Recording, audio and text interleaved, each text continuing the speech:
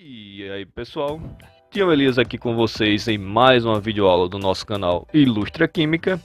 Como já é de costume, se não é inscrito aqui no canal, se inscreve, ativa as notificações, assim fica bem mais fácil de saber quando tiver novas videoaulas disponíveis. No card eu estarei deixando outros vídeos sugeridos para vocês e quase toda quinta e sexta-feira temos novos conteúdos para auxiliar no seu estudo da química, sendo que hoje a gente irá focar no conteúdo de tabela periódica. E quando falamos de tabela periódica, a gente já remete aí ao início do século XIX, onde houve inúmeras descobertas de novos elementos químicos, e devido a essas novas descobertas, os cientistas da época viram de uma maneira viável para organizá-los, sendo que aí iniciou-se, digamos, a busca por algo que futuramente ficaria conhecido como tabela periódica.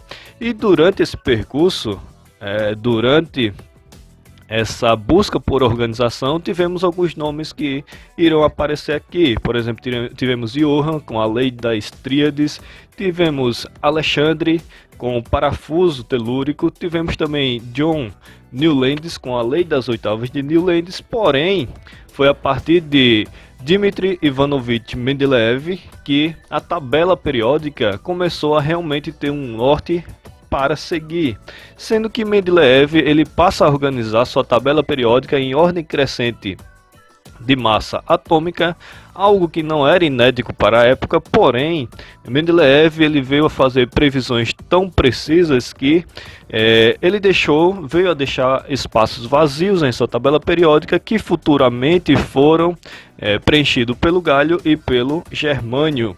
Porém, pessoal, foi com Henry Moseley que a tabela periódica ela realmente assumiu um padrão que lembra bastante a nossa tabela periódica atual.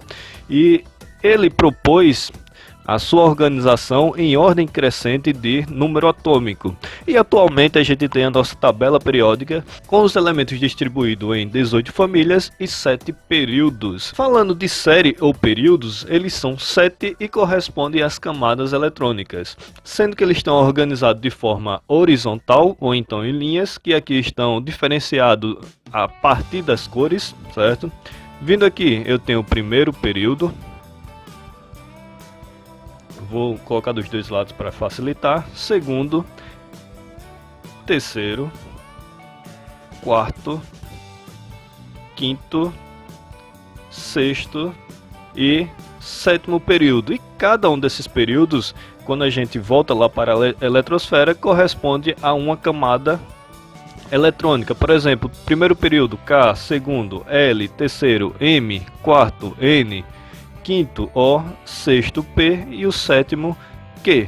Quando a gente vai fazer a distribuição eletrônica de um elemento, a gente observa em qual período ele está e já sabemos mais ou menos até onde vai a nossa distribuição eletrônica. Falando agora de grupos ou famílias, eles vêm agrupar elementos que contêm as mesmas camadas de valência e são classificados basicamente em elementos de transição e elementos representativos.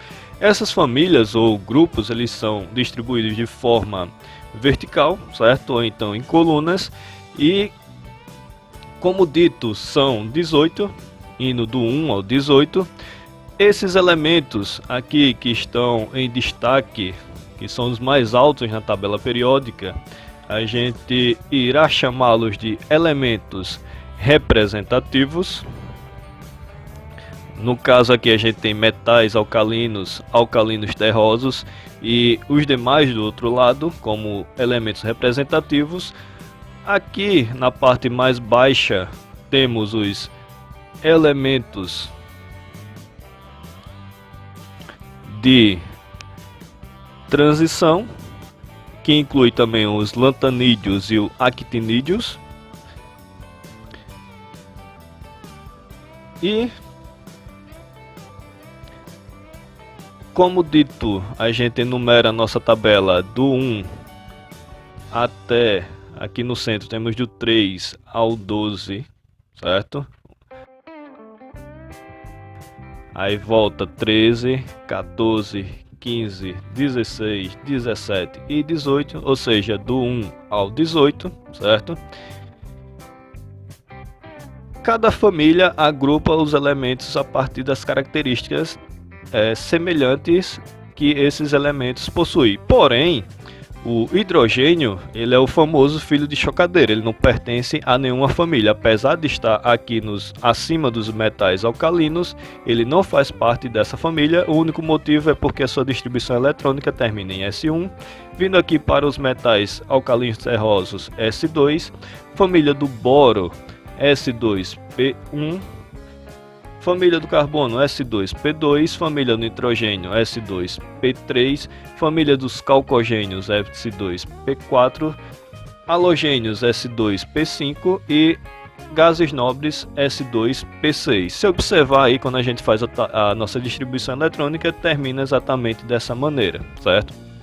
Vindo aqui nas famílias, família 1 eu tenho metal alcalino, os metais alcalinos, família 2 os metais alcalinos terrosos, família 13 família do boro, família 14 família do carbono, aqui eu tenho a família do nitrogênio, 16 calcogênio, 17 halogênios e 18 os gases nobres. Aqui abaixo eu tenho os metais de transição, sendo que eu tenho de transição externa e transição interna, que são classificados aí como os lantanídeos e actinídeos e ficam fora da tabela, entre aspas, que a gente tem uma organização de tabela periódica que engloba ele também, só que ela ficaria muito comprida.